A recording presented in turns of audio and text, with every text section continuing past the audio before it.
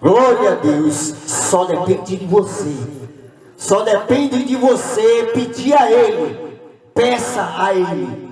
Clame a esse Deus que Ele vai te ouvir e vai colocar o desejo no teu coração para aparecer assim para você. João 14:14, tudo aquilo que pedirem em meu nome vós receberás.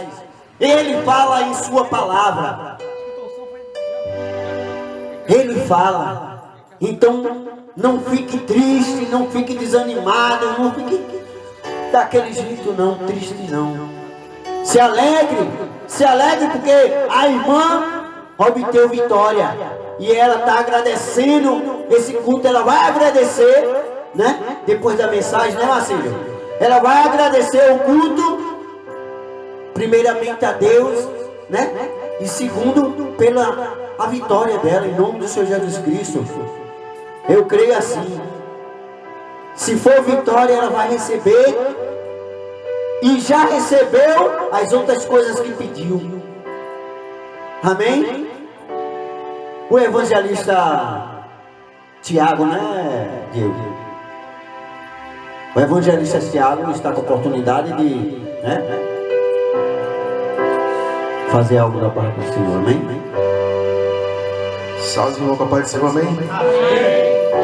Deus é maravilhoso, você crê? Eu pensei que eu ficar só, eu pensei que ia ser só ouvinte hoje. Mateus, vou deixar uma palavra abençoada para vocês. Fica ali Mateus 8, o versículo 23, glória.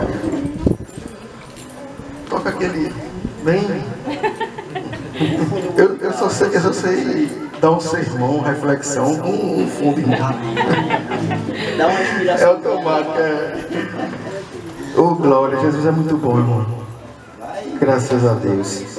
Lá, irmão, no Mateus 8, versículo 23, vai dizer assim, ó. Jesus entrou no barco e os seus discípulos o seguiram.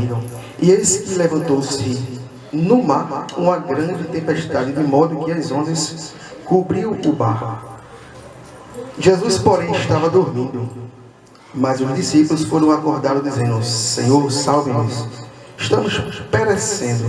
Então Jesus perguntou: por que vocês são tão medrosos, homens de pequena fé? E levantando-se, repreendeu os ventos e o mar, e tudo ficou bem calmo. Glória a Deus.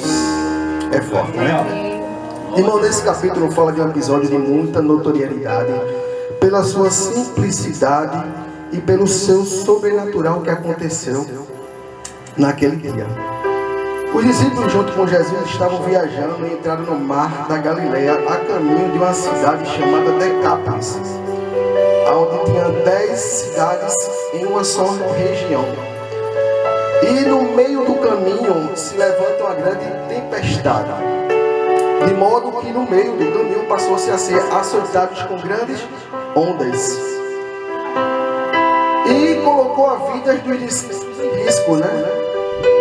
De morte, né? Automaticamente tomou aquele desespero. Então essa tempestade não era uma tempestade comum, meu povo. Porque Mateus traz essa, no grego, né? Esse tipo de aceísmo, de sismo, que é como se tivesse a terra tremido. Então é como se fosse uma tempestade catastrófica, meus irmãos. Então quando eu fiz a exegese desse texto, você estuda que essa tempestade não era comum. Amém até aí? Então a gente já sabe que essa tempestade, ela não era uma tempestade normal. E agora a gente começa a analisar a biografia dos discípulos de Jesus. Pedro, Tiago, André e João eram pescadores. Então quem é pescador entende de mar, entende de tempo, sim ou não? Então eu me perguntei, se eles entendem de mar, entendem de tempo, por que os discípulos não pularam do barco? Se sabia nadar. Porque no mínimo de um pescador ele tem que entender de mar. Ele tem que ter postura diante de algumas situações. Então com certeza ele sabia nadar. Ele sabia que ele poderia sair daquela situação. Aí eu perguntei a Deus, mas Deus, por que os discípulos não pularam do barco? Aí Deus me respondeu assim, pega essa daí e anota. Porque o melhor lugar para se estar, mesmo em uma tempestade, é dentro do barco. Mas aí alguém grita assim, vamos pular. Mas o melhor lugar é dentro do barco. Então não pule, permanece. Porque aquele que te colocou dentro do barco, ele é poderoso para fazer você chegar do outro lado. Mas um detalhe, irmão, eles não estão perdidos no mar. Eles tinham uma rota, sim ou não?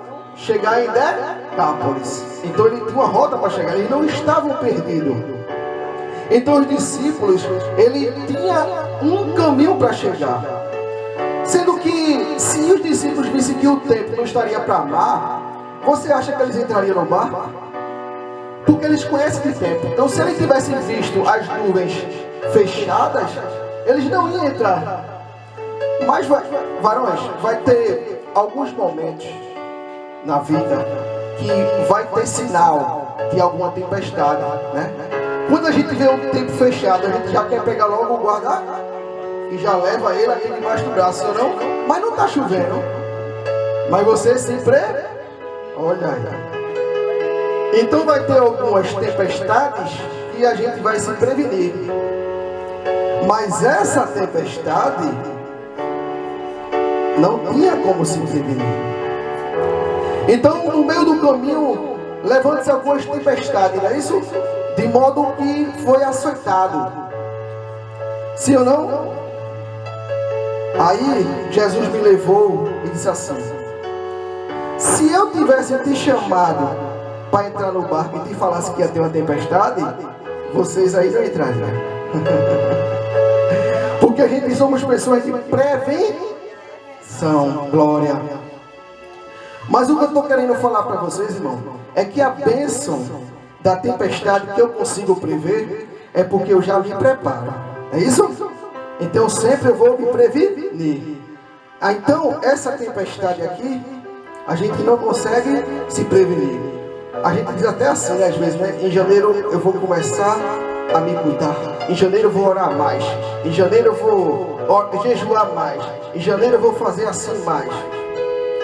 Mas aí, esse campo de visibilidade, Deus está dizendo assim para alguém nessa noite: estou eu dando estratégia para novos passos. Só vou receber. Eu vou repetir, porque só teve um que recebeu. Jesus vai te dar visibilidade e estratégia para novos passos. Então, irmão, naquele momento eles vão sentir medo. Eles vão sentir temor. Mas aí, irmão, deixa eu dizer algo nessa noite. No versículo 24 aqui, se levanta uma grande tempestade. Você não vai chegar em algum lugar porque você sabe nadar. Você não vai chegar em algum lugar porque você tem dinheiro. Você não vai chegar em algum lugar porque você estudou, porque você tem pessoas influentes perto de você. Você só vai chegar do outro lado porque quem está no barco é poderoso para fazer você chegar. Então, o X da questão é esse. Eu não quero que as coisas, quando elas surgem, eu penso que elas vão me enfraquecer. Então aquilo ali não era para enfraquecer os discípulos, era para fortalecer. Então vai acontecer momentos indesejáveis na nossa visão. Vai ter momentos que a gente vai estar desconfortável naquele momento de tempestade.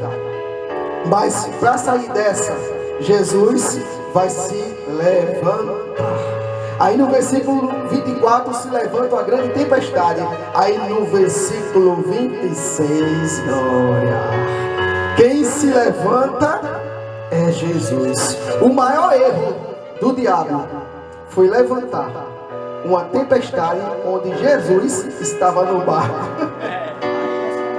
O maior erro dele foi levantar uma tempestade onde Jesus estava presente. Porque enquanto a tempestade estava, Jesus estava deitado, sim ou não? Então toda vez que alguém tentar se levantar contra você, contra a sua vida, contra a sua opinião, contra os seus argumentos, contra o seu filho, contra o seu marido, contra a sua família, contra aquilo que você faz dentro do trabalho, se levantará o grandão da Galileia. Pode se levantar o que for, mas o grandão da Galileia se levantará ao seu favor. E eu agradeço a oportunidade. Oh, glória! Aleluia!